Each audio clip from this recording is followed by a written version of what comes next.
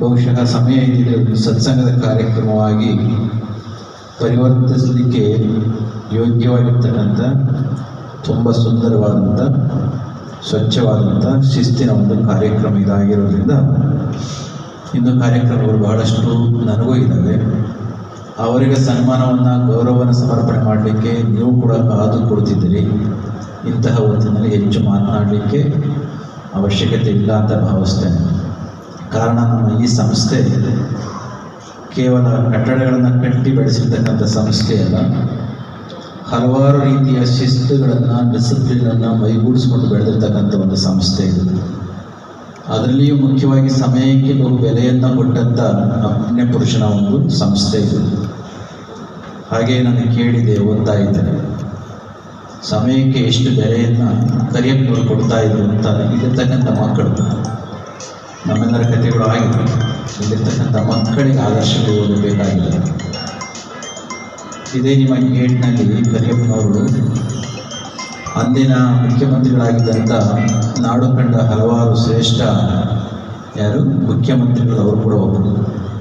ನಮ್ಮ ಡಿ ದೇವರಾಜ್ ಅರಸರವರು ಬಹು ಎತ್ತರದ ಸಾಧನೆಯನ್ನು ಮಾಡಿದಂಥವರು, ಹಲವಾರು ಪ್ರಥಮಗಳನ್ನು ರಾಜ್ಯಕ್ಕೆ ಕೊಟ್ಟಂತಹವರು, ದಲಿತರ ಮತ್ತು ಪದದಲಿತರ ಧ್ವನಿಯಾಗಿ ಕೆಲಸವನ್ನು ಮಾಡಿದವರು.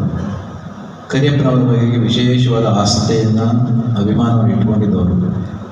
ಅವರ ಕ್ಯಾಬಿನೆಟ್ನಲ್ಲಿ ನಿಮಗೆ ಎಜುಕೇಷನ್ ಮಿನಿಸ್ಟರ್ ಆಗಿ ಕೆಲಸ ಮಾಡಿ ಅಂತ ಹೇಳಿದಾಗ, ಇವತ್ತು ಮಿನಿಸ್ಟರ್ಸ್ ಆಗಬೇಕು ಅಂತ ಎಲ್ಲರ ಅಭಿಕೆ ಅಭಿಲಾಷೆ ಇರುತ್ತೆ.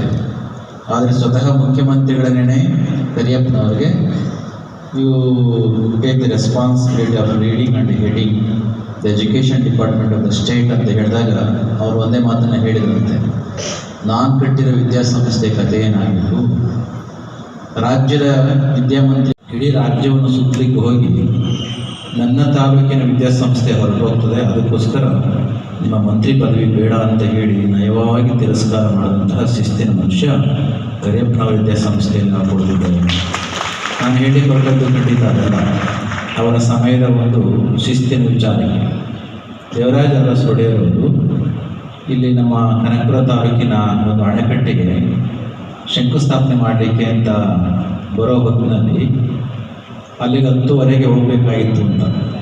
ಆದರೆ ನಮ್ಮ ಕರಿಯಪ್ಪನವರು ಮುಖ್ಯಮಂತ್ರಿಗಳನ್ನ ಬರಮಾಡ್ಕೊಳ್ಳಿಕ್ಕೆ ಗೇಟ್ ಹತ್ರ ಭಕ್ತರೆಲ್ಲರೂ ಕೂಡ ಸೇರಿಸ್ಕೊಂಡು ನಿಂತಿರಬೇಕಾದ್ರೆ ಹಾರ ಇಟ್ಕೊಂಡು ಅವ್ರು ಬಂದಾಗ 11 ಗಂಟೆನೂ ಆಗಿತ್ತಂತೆ.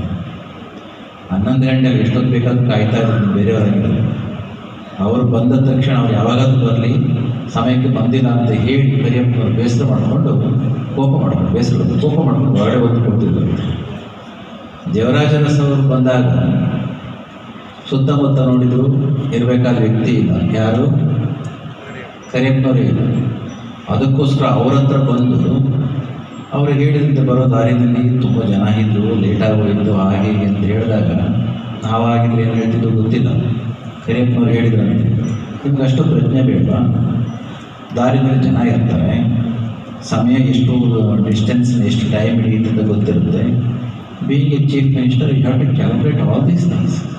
Without knowing all these things, being ignorant, how come you have been meeting of farmers ಹೋಗೋದೆ, ಬೆಳಗಿನಿಂದ ಊಟ ಇದನ್ನು ರೈತರುಗಳು ಕಾಯ್ತಾ ಇದ್ದಾರೆ, ಅಂಥವ್ರನ್ನ ಕಾಯಿಸ್ತಾ ಇದ್ದರೆ ನನಗೆ ಪ್ರಜ್ಞೆ ಇರುವಂಥ ಮುಖಕ್ಕೆ ಹೇಳಿದಂಥ ವ್ಯಕ್ತಿ ಯಾರು?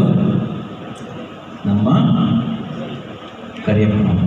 ಅಂತಹ ಸಂಸ್ಥೆಯಲ್ಲಿ ಕಲಿತಾ ಇರ್ತಕ್ಕಂಥ ಮಕ್ಕಳು ಅಂತಹ ವ್ಯಕ್ತಿಯನ್ನು ಕೇವಲ ಸ್ಟ್ಯಾಚ್ಯು ಮಾಡಿ ನಿಲ್ಲಿಸೋದಲ್ಲ, ಸಮಾಧಿಗೆ ಹೂವು ಹಾಕೋದಲ್ಲ, ಸ್ವಲ್ಪವಾದರೂ ಕೂಡ ಅವರ ಶಿಸ್ತನ್ನು, ಅವರ ಕಾಳಜಿಯನ್ನು, ಅವರ ಕಳಕಳಿಯನ್ನು ನಾವು ತಿಳ್ಕೊಂಡು ಭಾವಿಸಿದ್ದೆ ಆದರೆ, ಪರಿಪಾಲಿಸಿದ್ದೆ ಆದರೆ ಆಗ ಅವ್ರಿಗೇನು ಸಿಗೋದಿಲ್ಲ.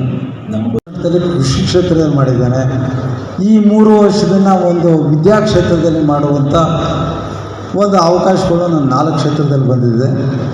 ಆದರೆ ಹಿನ್ನೆಲೆ ಹೇಳಬೇಕು ಅಂತಂದರೆ, ರಾಜಕೀಯ ಕ್ಷೇತ್ರದಲ್ಲಿ ನಮ್ಮ ತಂದೆ ರಾಜಕೀಯ ಮನೆತನದಿಂದ ನಾವು ಬಂದಿರೋದು.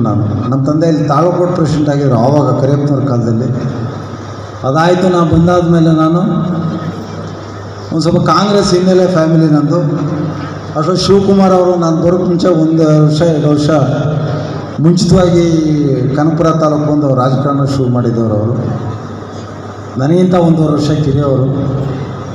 ಬಹುಶಃ ಅವರ ನನ್ನ ಸ್ನೇಹ ಈ ರಾಜಕೀಯ ಕ್ಷೇತ್ರದಲ್ಲಿ ಇಲ್ಲಿವರೆಗೂ ಕರ್ಕೊಂಬಂದುಬಿಟ್ಟಿದೆ. ಬಟ್ ಅದು ನಾನು ಯಾವತ್ತೂ ಪ್ರೊಫೆಷನಲ್ ತಗೊಳ್ಳಿಲ್ಲ, ಅಧಿಕಾರದಿಂದ ಹೋಗಲಿಲ್ಲ.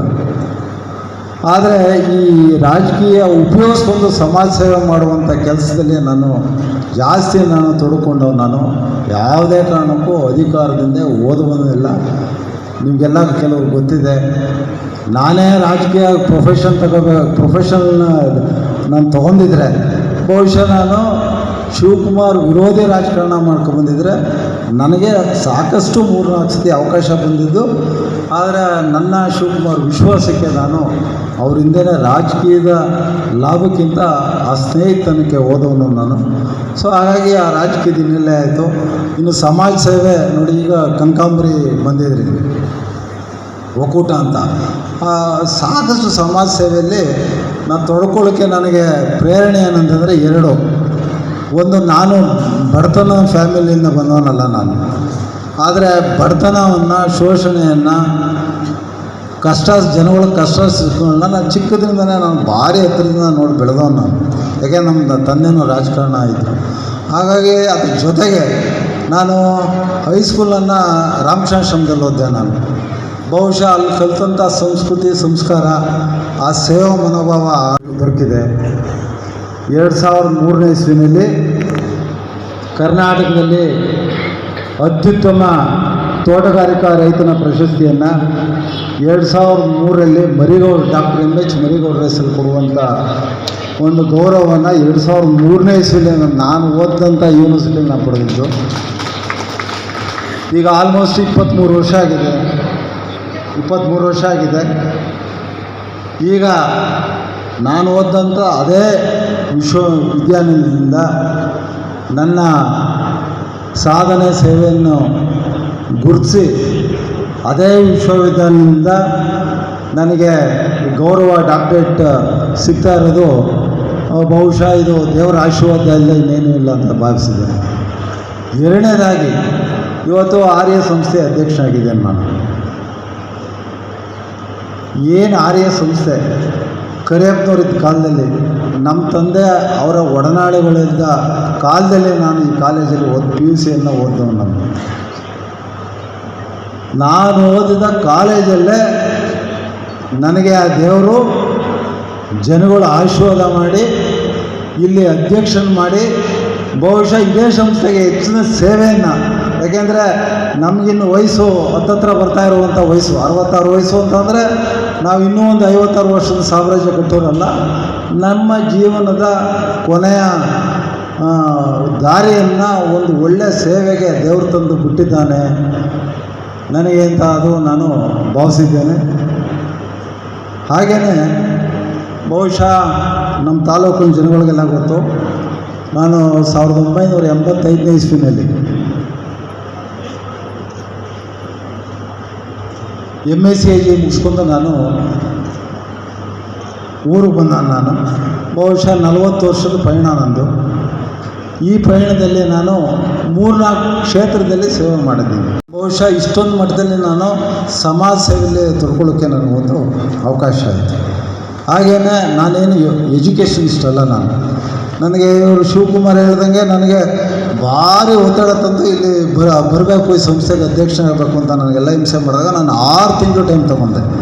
ಯಾಕೆಂದರೆ ನಾನು ಅಗ್ರಿಕಲ್ಚರ್ ಎಂಟರ್ಪ್ರೈನರ್ ಆಗಿದ್ದೀನಿ, ಅದನ್ನೆಲ್ಲ ಬಿಟ್ಟು ಬರಬೇಕಾಯ್ತದಲ್ಲ ಅನ್ನೋದಿಲ್ಲ. 6 ತಿಂಗಳು ಯೋಚಿಸಿ ಆಮೇಲೆ ಇಲ್ಲ, ಈ ಸಂಸ್ಥೆ ಕರಿಯಪ್ಪನವ್ರು ಕಟ್ಟಿದಂಥ ಸಂಸ್ಥೆ, ಸ್ವತಂತ್ರ ಪೂರ್ವದಲ್ಲಿ ಕಟ್ಟಿದಂಥ ಸಂಸ್ಥೆ, ಈ ಸಂಸ್ಥೆ ಲಕ್ಷಾಂತರ ಜನಕ್ಕೆ ವಿದ್ಯೆ ಕೊಟ್ಟಿದೆ. ಇವತ್ತಿನ ಅವಶ್ಯಕತೆಗೆ ಈ ಸಂಸ್ಥೆ ಬೆಳೀತಾ ಇಲ್ಲ, ಕಾಂಪಿಟೇಷನ್ ಜಾಸ್ತಿ ಆಗಿದೆ. ಬಹುಶಃ ಇದಕ್ಕೆ ಹೊಸ ಬ್ಲಡ್ ಬೇಕು, ಇದಕ್ಕೆ ಹೊಸ ಚಿಂತನೆ ಬೇಕು ಅಂತ ನನ್ನ ಹೇಳಿದಾಗ ಕೊನೆಗೆ ಎಲ್ಲೋ ಕರಿಯಪ್ಪನ ನೋಡಿ, ಕರಿಯಪ್ಪನವ್ರು ಇದ್ದಾಗ ನಾನು ಅದೇ ಹಾಸ್ಟೆಲ್ ಬೆಳೆದು ಆ ಕರಿಯಪ್ಪನವ್ರ ಶ್ರಮ, ಅವರ ವ್ಯಕ್ತಿತ್ವವನ್ನು ಕಣ್ಣಲ್ಲಿ ನಾನು ನೋಡಿದವನು.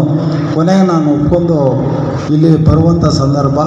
ಬಹುಶಃ 3 ವರ್ಷದಿಂದ ನಾನು ಒಬ್ಬ ಎಂಪ್ಲಾಯಿ ಹೆಂಗೆ ಬರ್ತಾರೆ ಹಂಗೆ ಬಂದಿದ್ದೀನಿ ಈ ಸಂಸ್ಥೆಗೆ. ಪ್ರತಿ ದಿವಸ ಬಂದಿದ್ದೀನಿ. ಬಹುಶಃ 3 ವರ್ಷಗಳ ಶ್ರಮ ಈ ಒಂದು ಮಟ್ಟಕ್ಕೆ ಒಂದು ಪ್ರತಿಫಲ ನೀಡಿದೆ.